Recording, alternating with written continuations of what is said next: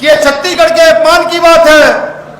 इस अपमान की सही जांच होनी चाहिए, सीबीआई जांच होनी चाहिए। चलाता दिखेगा, पत्थर चलाता दिखेगा, आग लगाता दिखेगा, उसको जेल भेजा जाएगा, किसी निर्दोष को जेल नहीं भेजा जाएगा। लेकिन मुझे क्या पता था कि ये सरकार के दबाव में प्रशासन षड्यंत्र बड़ा करेगा। भैया बहुत डर का माहौल है। वीडियो देखी कि हमारी बहनों को घसीट घसीट कर पीटा जा रहा है। वीडियो देखी भाइयों को पूरी तरीके से लाठीचार्ज किया जा रहा है। इसको गुण करके संविधान के मौलिक अधिकारों में समानता के अधिकार में लिख दिया और कहा कि इस देश के प्रत्येक नागरिक को गुरु घासीदास जी का यह संदेश मानना होगा, जो नहीं मानेगा उसको जेल जाना होगा। ऐसे तमाम महापुरुष जिन्होंने समता समानता की लड़ाई लड़ी, तथागत गौतम बुद्ध, संत शिरोमणि सतगुरु रविदास जी महाराज, संत कबीर, गुरु घासीदास, भगवान वाल्मीकि, महात्मा ज्योतिबा फूले साहब, छत्रपति साहू जी महाराज, डॉक्टर बाबा साहब अम्बेडकर, मान्यवर काशीराम साहब, उन सभी महापुरुषों ने भी इस संदेश को आगे बढ़ाया। कुछ ने पहले बढ़ाया, कुछ ने बाद में बढ़ाया। उन तमाम महापुरुषों को भी नमन वंदन करता हूं। जब पहले छत्तीसगढ़ आता था तो छत्तीसगढ़ के जब साथियों से मिलता था तो मुझे महसूस होता था कि छत्तीसगढ़ इतना अच्छा राज्य है कि जहां शायद समस्याओं में हमें कभी आना ना पड़े। इतना प्यार, मान सम्मान, भोलापन छत्तीसगढ़ में देखने को मिलता था। 2 बार गिरौदपुरी आया गुरु घासीदास जी को नमन करने, जतखाम को नमन करने। लेकिन एक दिन सूचना आती है कि जतखाम को काटा गया है। जतखाम को काटा गया। जब ये सूचना आई तो 2 दिन नींद नहीं आई। सिर्फ ये सोचकर नींद नहीं आई, आखिर मन के एक बराबर से किसी की क्या दुश्मनी हो सकती है, यह सोचकर नींद नहीं आई, आखिर जतखाम जो समानता का प्रतीक है, सम्मान का प्रतीक है, उससे किसी की क्या दुश्मनी हो सकती है। तो जब विचार किया, इतिहास की ओर देखा कि कहीं बाबा साहब अम्बेडकर की प्रतिमाएं तोड़ी जाती है, कभी संविधान का अपमान किया जाता है, कहीं हमारे गुरु घरों को तोड़ा जाता है, तो समझ आ गया कि ये मनुवाद की एक चाल है। इन्होंने एक परंपरा स्थापित कर दी है कि हमारे सम्मान के प्रतीक हमारी धार्मिक आस्था को ये तो चोट पहुंचाए और फिर हम सड़कों पर निकलकर आंदोलन करने के लिए बाध्य हों। अफसोस जब हुआ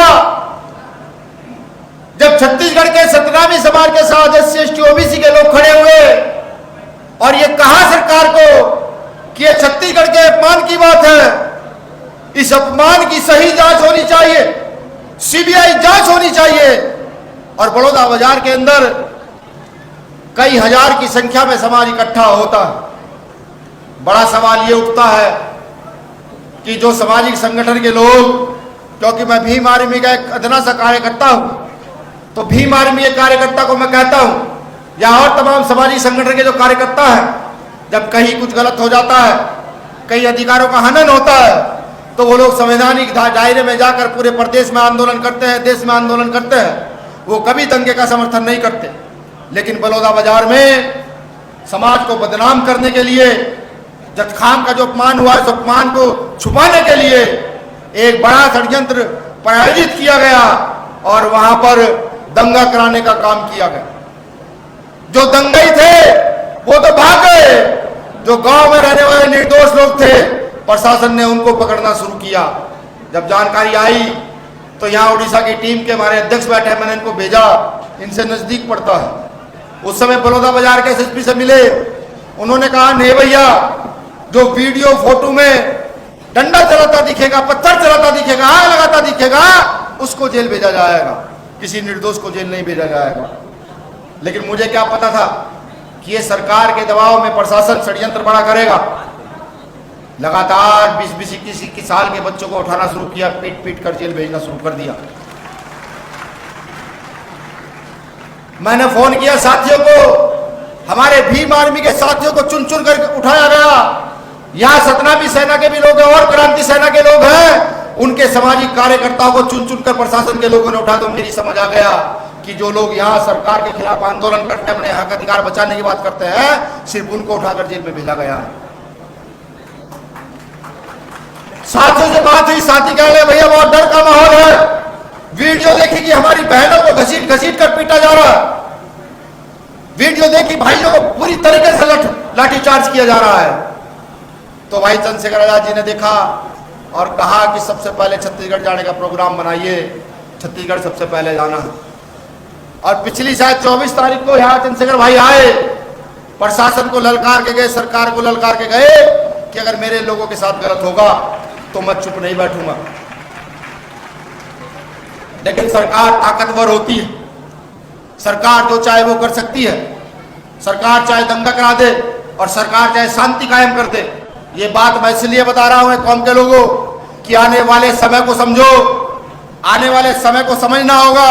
और अगर आज भी हम इस अपमान के होने के बावजूद भी ना सुधरे तो हमसे बड़ा मूर्ख कोई हो नहीं सकता। जो बराबरी का संदेश देते हैं उनका अपमान किया जाता है, और हम ये भी नहीं सोचते कि इस लोकतंत्र में सबसे बड़ी ताकत भी हम। चंद्रशेखर भैया आए, सरकार को ललकार के गए, चले गए। फिर साथियों ने फोन किया कि काम चलेगा नहीं, डर का माहौल इतना है कि गांव से कोई व्यक्ति निकलने के लिए तैयार नहीं है। तो फिर यहाँ सामाजिक न्याय यात्रा का आगाज हुआ। यहाँ राजस्थान मध्य प्रदेश की टीमें आई और यहाँ के तमाम साथियों के साथ मिलकर के गांव गांव गई और समझाया कि इस देश में किसी के बाप का राज नहीं चलता, इस देश में हमारे पुरखों के द्वारा चली गई व्यवस्था का राज है, इस देश में संविधान का राज है, इस देश में समाज समानता का राज है। ये बताने का काम किया।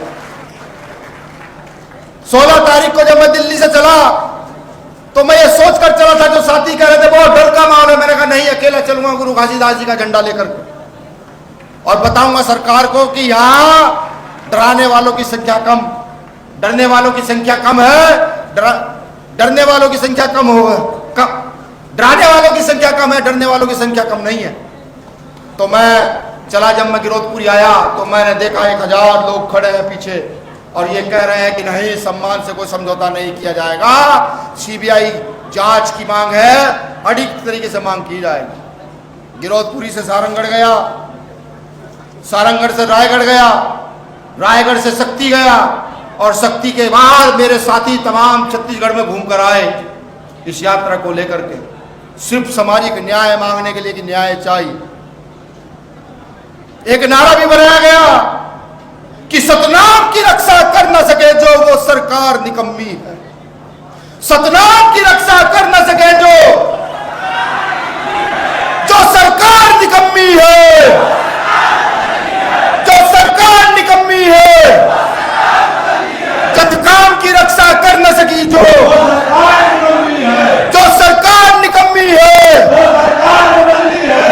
ये नारा भी जोर जोर से लगाया गया और कहा गया कि न्याय दो, न्याय दो। साथ में चुनौती भी दी गई और कहा गया कि न्याय तो तुमको देना होगा, देना होगा।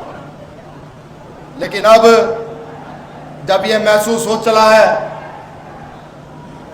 कि न्याय सिर्फ मांगने से नहीं मिल सकता, न्याय सिर्फ मंच पर कहने से नहीं मिल सकता, न्याय गांव में बैठकर कहने से नहीं मिल सकता।